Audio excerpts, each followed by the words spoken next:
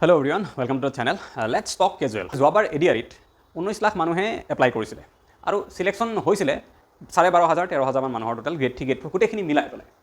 19 লাখৰ ভিতৰত 19,000 পষ্ট নাছিলে, 12-13,000 আছিলে আৰু সিমানখিনি মানুহে চিলেক্ট হৈছিলে। এতিয়া যি 12-13,000 মানুহ চিলেকশ্যন হৈছিলে সেই মানুহখিনি কি হয়, বহুত কিবা চোকা মানুহ নেকি?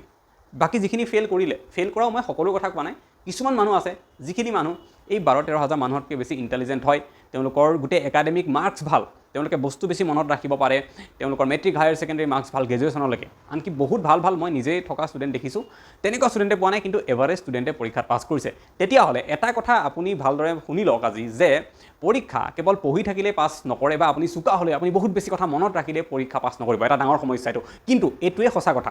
এতিয়া মই এটা সমস্যা আপোনালোকৰ আগলৈ আনি দিলোঁ, হয়নে? আপোনালোকে ইমান দিন ভাবি আছিলে যে পঢ়িম, বহুত কষ্ট কৰিম, বহুত পঢ়িম আৰু পাছ হৈ যাম, কিন্তু নহয়, এইটো মিছা কথা। আপুনি যিমান পঢ়িব পাৰে, আপোনাতকৈ বেছি পঢ়িব পৰা মানুহ অলৰেডি আছে। আপোনাতকৈ ভাল ডিষ্টিংশ্যন পোৱা, মেট্ৰিকত 90% পোৱা, হায়াৰ ছেকেণ্ডেৰীত ছায়েন্স পঢ়ি ভাল মাৰ্কছ পোৱা, এনেকুৱা ল'ৰা ছোৱালী অলৰেডি আছে যোনে এডিআৰিৰ কাৰণেও বহুত বেছি পঢ়িছে, তথাপি তেওঁলোক সফল হোৱা নাই। এনেকুৱা বহুত মানুহ আছে। তেতিয়াহ'লে আপুনি ইমান ইণ্টেলিজেণ্টো নহয় তেওঁলোকৰ নিচিনা, আপুনি কেনেকৈ পাছ কৰিব, হয়নে?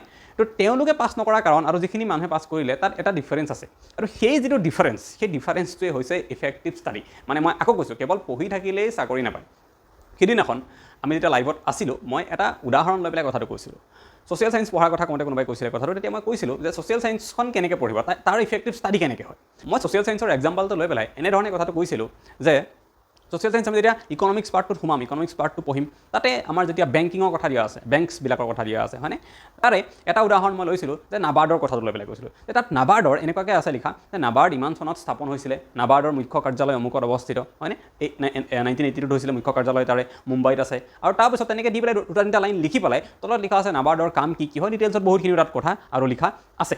এতিয়া এই টপিকটো যদি উদাহৰণ লৈ পেলাই মই কওঁ যে এই টপিকটো কেনেকৈ চাকৰিত চিলেকশ্যন হোৱা মানুহে পঢ়ে আৰু কেনেকৈ চিলেকশ্যন নোহোৱা মানুহে পঢ়ে। যাৰ চিলেকশ্যন নহয় প্ৰথমে মানে তাৰ কথা কৈছোঁ, সি গোটেই পঢ়িব, এটা লাইন দাড়ি কমালৈকে পঢ়িব, বহুত চেষ্টা কৰিব মনত ৰাখিবলৈ। নাবাৰ্ডৰ কাম কি লিখা আছে ন, সেয়াও মনত ৰাখিবলৈ চেষ্টা কৰিব। কিন্তু যাৰ চিলেকশ্যন হয় বা হৈছে, তেওঁলোকে কেনেকৈ পঢ়িব, তেওঁলোকে গম পায় যে গোটেইখিনি বস্তু ইয়াত মোক ইম্পৰ্টেণ্ট নহয়। ইয়াতে মোক ইম্পৰ্টেণ্ট বস্তুখিনি হ'ল, পঢ়াত মই গোটেইখিনি পঢ়িম এবাৰ, কিন্তু মোৰ কাৰণে ইম্পৰ্টেণ্ট যিটো হ'ল, যিটো মই নোটছত লিখিব লাগিব, কিতাপখন পঢ়ি পেলাই মইতো নোটছ বনাম ন, বা আণ্ডাৰলাইন কৰিম কিতাপত, যিটো মই আণ্ডাৰলাইন কৰিম বা যিটো মই নোটছ বনাম, সেই পইণ্টটো কি যে নাবাৰ্ডৰ মুখ্য কাৰ্যালয় ক'ত আছে সেইটো মোক লাগে। 2 নম্বৰত মোক নাবাৰ্ড কেতিয়া স্থাপন হৈছিলে সেইটো লাগে, পাৰিলে লগত এটা ব্ৰেকেটত নাবাৰ্ডৰ ফুল ফৰ্মটো লিখা থাকে, national bank for agriculture and rural development বুলি, সেইটো অতি বেছি সিমানখিনি লাগে, 3টা পইণ্ট। তাৰপিছত তাৰ কাম কি এইবিলাক মোক এডিআৰিৰ কাৰণে, আছাম পুলিচৰ কাৰণে, টেটৰ কাৰণে মোক নালাগে।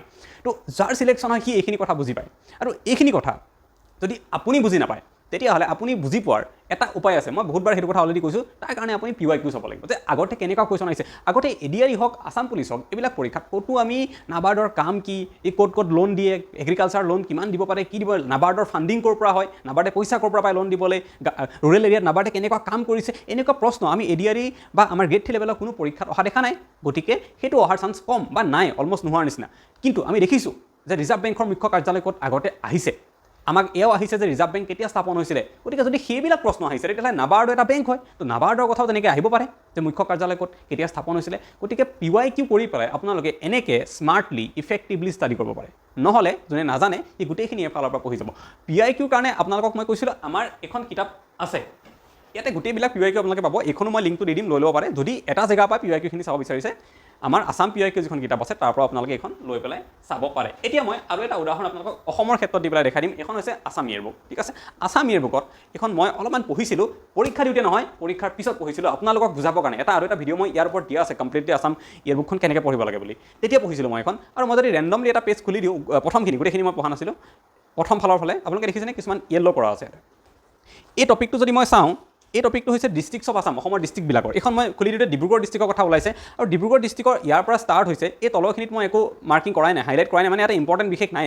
এই গোটেই পেজটো চাওক আপোনালোকে, ইয়াতে অলপমান যদি দেখা পাইছেনে নাই নাজানো, অলপ মাৰ্কাৰ দি লাইট য়েল্ল' দি হাইলাইট কৰা ইয়াতে আছে। তো ইয়াতে যিখিনি হাইলাইট কৰা আছে, 1 2 3 4টা জেগাত, এই গোটেই পেজটোৰ ভিতৰত মাত্ৰ 4টা জেগাত মই হাইলাইট কৰিছোঁ। যেতিয়া চাওকচোন গোটেই পেজটো যিখিনিত য়েল্ল' মাৰ্কিং কৰা আছে, হাইলাইট কৰা আছে, কেৱল সেইখিনিহে আপোনালোকৰ কাৰণে ইম্পৰ্টেণ্ট হয়।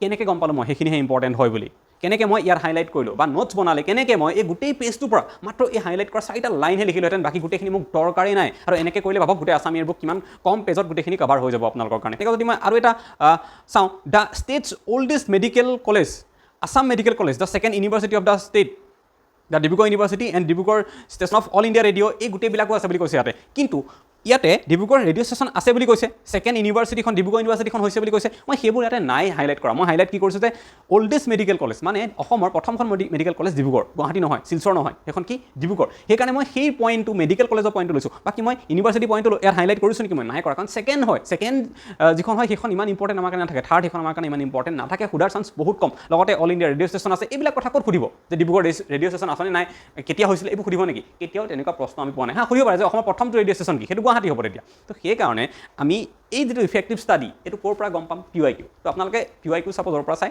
যদি এটা জেগাত PYQ চাব বিচাৰে তেতিয়াহ'লে আমাৰ কিতাপ যিখন মই দেখালোঁ আছাম PYQ বুকখন, তাতে দিয়া আছে।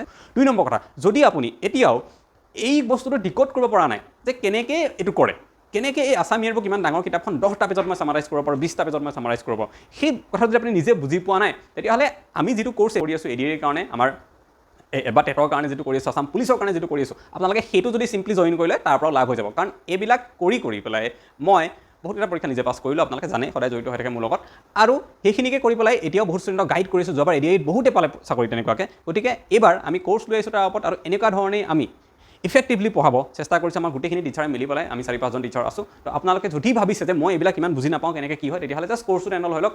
এনেকৈ পঢ়োৱা হ'ব, ৰিভিজনৰ কাৰণে মেটেৰিয়েল এনেকৈ দিয়া হ'ব, আৰু পৰীক্ষাৰ লাষ্ট মমেণ্টত বিশেষকৈ গাইডেন্সটো ইম্পৰ্টেণ্ট হ'ব, তেতিয়া মই এনেকৈ গাইড কৰিম আপোনালোকক। গতিকে যদি ল'ব বিচাৰে কোৰ্চটো, তেতিয়াহ'লে আমাৰ এইটো ফোন নাম্বাৰ দিয়া আছে, ইয়াত কল কৰিব পাৰে। নহ'লে এই ভিডিঅ'টোৰ পিন কমেণ্টত আপোনালোকে কোৰ্চ লোৱাৰ লিংক এটা পাই যাব, প্ৰতিটো কোৰ্চৰ লিংক। আপোনালোকে তাত গৈও কেনেকৈ কোৰ্চটো ল'ব লাগে ল'ব পাৰিব। তো আজি এই ভিডিঅ'টোত মই ইমানখিনি কথা জনাবলৈ চেষ্টা কৰিলোঁ আপোনালোকক, যিটো বহুত বেছি ইম্পৰ্টেণ্ট, কাৰণ ADR ভেকেঞ্চি অতি সোনকালে আহিব আপোনালোকৰ কাৰণে। এইখিনি কথা জনাটো বহুত ইম্পৰ্টেণ্ট, নহ'লে সদায় পঢ়ি থাকিব আৰু নাপাব। বয়স গুচি যাব, ভেকেঞ্চি শেষ হৈ যাবগৈ, ওলাই 2 লাখ এতিয়া আৰু আছে বুলি কৈছে, শেষ হৈ যাব, কিন্তু আপুনি চাকৰি নাপাব। সেইকাৰণে মই আৰম্ভণিতেই এডভাৰটাইজমেণ্ট ওলোৱাৰ আগতেই এইখিনি কথা আপোনালোকক ভালদৰে কৈ দিলোঁ। আজিলৈ এইটো ভিডিঅ'ত ইমানে। আকৌ এটা নেক্সট ভিডিঅ'ত সোনকালে লগ পাম। Thank U.